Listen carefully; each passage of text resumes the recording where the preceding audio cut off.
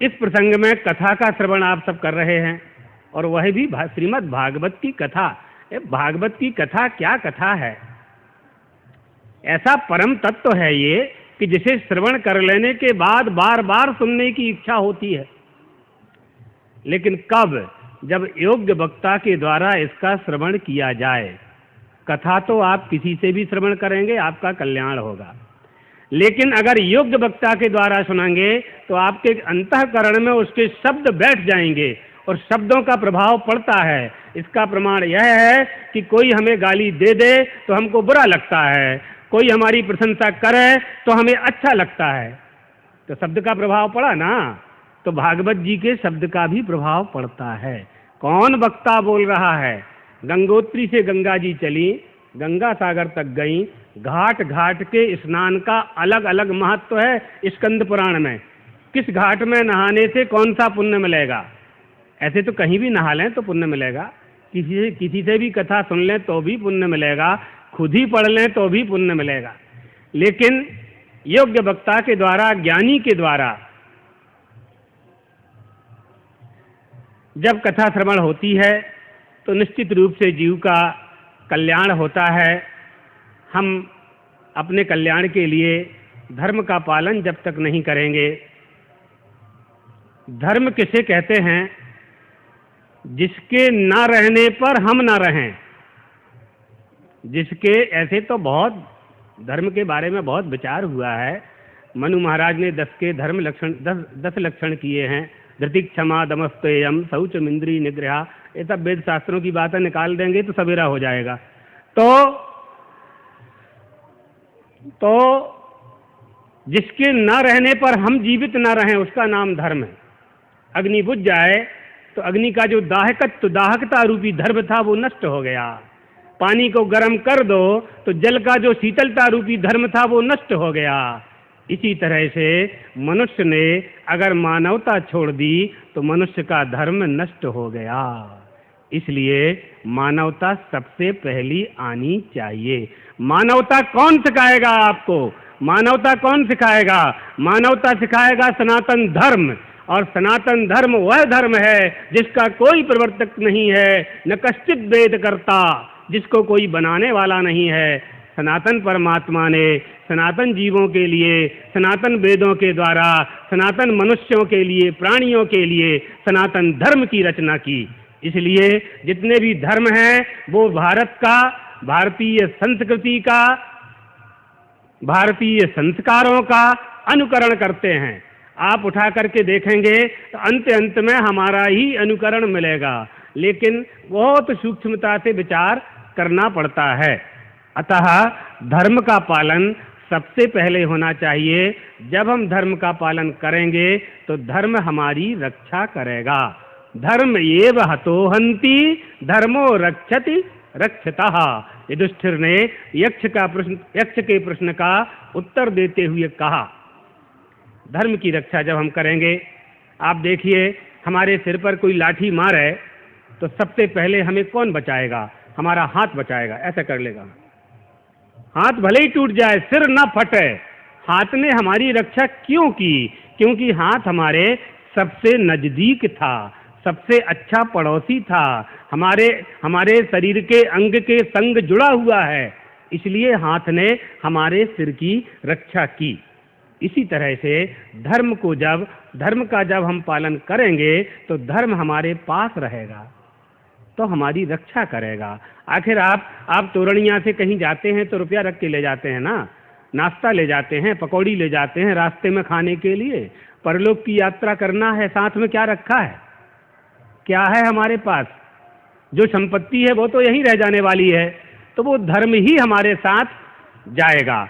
रही आज के विज्ञान की बात, जो लोग विज्ञान की बात करते हैं, आज ही हम भावनगर में थे तो वहीं एक प्रश्न कर दिया सभा में, तो हमने उनको बताया कि विज्ञान का सम्मान करते हैं, ये विज्ञान से ही माइक चल रहा है और हम इस विज्ञान का उपयोग कर रहे हैं, हम उसकी बुराई नहीं करते हैं। लेकिन आप क्या करेंगे? आप हवाई जहाज बना लेंगे, हेलीकॉप्टर का निर्माण कर लेंगे, उसको चलाएंगे कहाँ? उसको उड़ाएंगे कहाँ? आप आसमान में ना उड़ाएंगे तो आसमान का निर्माण आप कर सकते हैं? नहीं कर सकते। नहीं कर सकते। आसमान का निर्माण करने वाला कोई है, उसका नाम परमात्मा है। बिना धर्म ज्ञान के उसका ज्ञान हो नहीं सकता। धर्म ज्ञान के लिए धार्मिक आयोजन होने चाहिए, रामायणों की कथा होनी चाहिए, भागवत जी की कथा होनी चाहिए। ऐसे धर्म प्रसंग, विष्णु यज्ञ, हरिहर यज्ञ, संतों का सम्मेलन, ये होगा तब हमारी आने वाली पीढ़ी हमारे धर्म के स्वरूप को जान पाएगी। जब धर्म के स्वरूप को जान पाएगी तभी उसका पालन करेगी। जब पालन करेगी तो धर्म की रक्षा होगी। यही धर्म सम्मेलन का उद्देश्य है, यही होना चाहिए। इस उद्देश्य की पूर्ति के लिए इस ग्राम में, तोरणिया ग्राम में, आयोजकों ने और बापूजी ने इस कार्यक्रम को संपादित किया। क्योंकि इस कार्यक्रम में जगत गुरु जी महाराज को निमंत्रण था, शंकराचार्य जी को स्वयं इसमें पधारना था, राजन जी बापू का बहुत आग्रह था, द्वारका भी गए थे, लेकिन किसी पहले से व्यस्त कार्यक्रमों के कारण बसंत पंचमी को एक आदिवासी मेला होता है, उसमें 5 लाख आदिवासी इकट्ठे होते हैं। गुरुजी वहाँ पर हैं और वो स्थान ऐसा है जहाँ भोले भाले आदिवासियों को प्रलोभन दे करके, पैसा दे करके ईसाई बना देते हैं। गुरुजी उन बने ईसाई बने लोगों को स्वेच्छा से फिर से हिंदू बनाते हैं। वहाँ पर गुरुजी विराजमान हैं अभी। और जाति की बात क्या है, धर्म की बात क्या है, सब धर्म मनुष्य को पशुता से ऊपर उठाते हैं। अपने को किसी की बुराई भलाई नहीं करना है, लेकिन जबरदस्ती या लोभ से किसी को दूसरे धर्म में नहीं ले जाना चाहिए और धर्म में किसी को जाना भी नहीं चाहिए। स्वधर्मे निधनम श्रेयः, अपने धर्म में मर जाओ लेकिन दूसरे धर्म को स्वीकार नहीं करो। क्यों? जिस धर्म में तुम्हारे माता पिता हैं, जिसमें तुम्हारी संस्कृति है, जिसमें तुम 50 साल तक जीवित रहे, उसमें अगर तुम्हें सुख नहीं मिला, जिस धर्म को तुम जानते नहीं हो, उसमें जाने के बाद तुम्हें कैसे सुख मिलेगा, इसकी क्या गारंटी है? इन बातों को बहुत अच्छी तरह से सम्यक रीति से समझना चाहिए।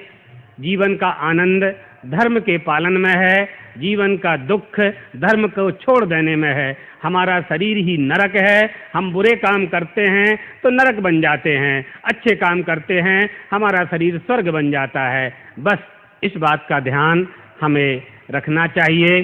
सभी संत वृंदों को यथा योग्य नमस्कार करते हुए, श्रीमद् भागवत जी को प्रणाम करते हुए, बापू करसनदास जी महाराज को, राजेंद्र दास जी महाराज को, जगत गुरु शंकराचार्य जी महाराज की ओर से आशीर्वाद देते हुए अपनी वाणी को यहीं विश्राम देते हैं। પદવીથી અને શંકરાચાર્યજી મહારાજ જેવી વિભૂતિના આશીષ સાથે આપણને આજે જ્યારે આ મંગલ અવસરના સાક્ષી થવાનું મળ્યું છે ત્યારે આરતી માટે સૌ સજ્જ થઈ જય શ્રી કૃષ્ણ। आरती अति पावन पुराणे धर्म भक्ति विज्ञान कार्य की आरती अति पावन पुराणे महापुराण भागवत निर्मल सुख मुख विचरित निगम कल्प पद परमानंद सुधारस मन कर लीला रसी रस रस निभाए आरती हति पावन पुराणे बड़ी मरमा ताप निवारिणी जन्म मृत्यु भव भयहारिणी सेवक सकल सकल सुखकारिणी सुमहो सभी हरि चरित गान की आरती हति पावन पुराणे विषय विलास विमोह विनाशिनी विमल विराज विवेक विकासिनी भगवत सत्वर प्रकाशिनी परम ज्योति परमात्म जाने आरती पवन पुराणे परमहंस मुनि मन उल्लासिनी रसिकर विलासिनी मुक्ति मुक्ति रति सुधासिनी कथा अतीत जानकी आरती अति पावन सुधारकी आरती अति पावन सुधारकी आरती अति पावन सुधारकी। गौरी बालकृष्ण लाल की, भागवत भगवान की, धर्म मंगल महोत्सव परबना पीरनी सेवादास जी महाराज नी, कृष्णदास जी महाराज नी, अपने अपने गुरु महाराज की આજના આનંદની ઉપસ્થિત સૌ સંતોના શ્રી ચરણોમાં વંદન સાથે સંતોની સેવામાં રહેલા સૌ સેવકોને વિનંતી કે અહીંયાથી આપણે સૌ સંતોને લઈ અને સ્વાગત કક્ષમાં જઈશું. ત્યાંથી સંતો પધારશે લગ્ન મંડપની વિધિમાં અને ત્યારબાદ પ્રસાદ લઈ અને 9:30 વાગે પ્રસિદ્ધ સૂફી ગાયક રાહત ફતેહ અલીને સાંભળવા માટે અહીંયા મંચ પર આવશું. આપ સૌને વિનંતી કે અનુશાસન સાથે આ જ સભ્યતા સાથે સમયસર આવતીકાલે પાછા કથા શ્રવણ માટે પણ પધારશો. સૌમાં રહેલી પ્રભુ ચેતરાને વંદન સાથે પરબના પીરની જય, જય શ્રી કૃષ્ણ, જય માતા.